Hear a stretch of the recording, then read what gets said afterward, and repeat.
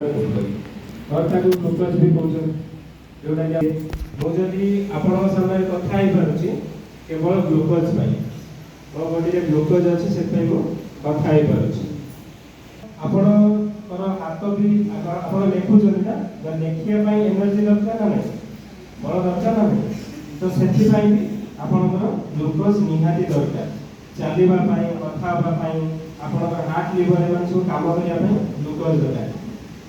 Glucose ଯଦି न रहा लोक सामान हूँ पारालिसिस सहित माने लोक माने तार मरिया सहित से सामान।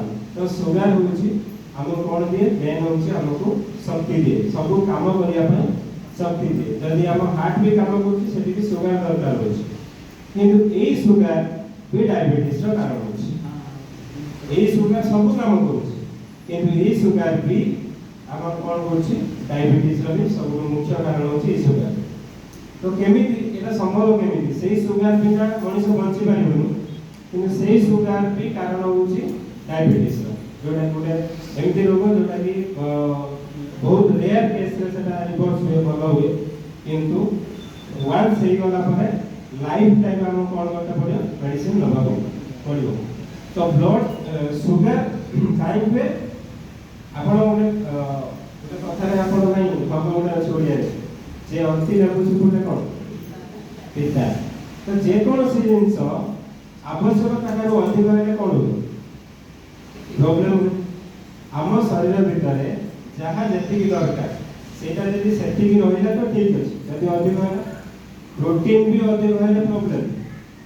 प्रोटीन आम खाऊ बहुत दरकार कि प्रोटीन अधिक है प्रोब्लेम, विटामिन अधिक है भी प्रोब्लेम।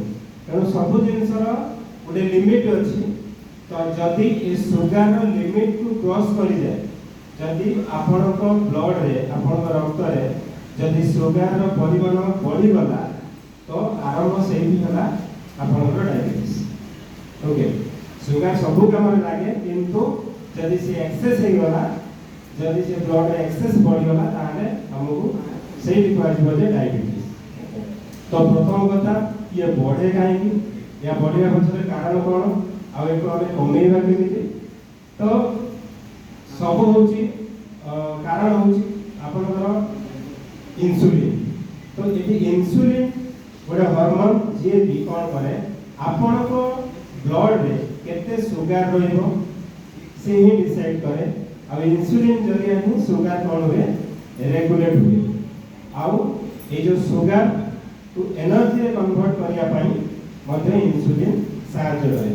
जदि आपण जिते प्रकार खाद्य खाऊँ, सुगारी फूड खाऊँ, माने मीठा जातीय खाद्य खाऊँ, से सब अधिक परिमाण सुगार अच्छी। तो से सुगार को कंट्रोल किए करे ना इंसुलिन नामक गोटे हार्मोन। जो हार्मोन आपंकर कौटू बाहर ना आम शरीर में गोटे गोटे अर्गान अच्छी जार ना हूँ कौन पैनक्रियास। ये अर्गान एटा गोटे अर्गान, ये अर्गान कौन बाहर ना इंसुलिन। इंसुलिन सिक्रेशन हुए। जदि इंसुलिन सिक्रेशन नहला ताले कौन हम ना आपण खाऊथुबा सुगारी फूड एते प्रकार मीठा जातीय खाद्य खाऊँ से जो अत्यधिक परिमाण सुगार अच्छी ग्लुकोज अच्छी से कौन कर से ग्लुकोज गुड़ा सेमती कौन है आपंकर रक्त माने ब्लड रे आसला, माने ब्लड रे से सब रहा आउ से कौन है से ग्लुकोजटा एनर्जी रे कन्वर्ट है, माने सी आउ एनर्जी रे कन्वर्ट है। माने जो एनर्जी आम दरकार हो सब क्षेत्र में कथा कहवाई चलवाई से कम लगे से ग्लुकोज गुड़ा आपण शरीर में कौन कम लगे कहीं से एनर्जी रे कन्वर्ट है। जदि कम लगे से ग्लुकोज गुड़ा ताले से कौन हम आम रक्त सब भासिक भासिक बुल ग्लुकोज गुड़ा। तो जदि रक्त में अधिक परिमाण में ग्लुकोज बढ़ी कहीं आम खाद्य खाଇବା तो बंद कर ना, आम प्रत्येक दिन भात खाऊँ, रोटी खाऊँ, ये सब खाऊँ, ये अधिक सुगार अच्छी, आलू भी खाऊँ।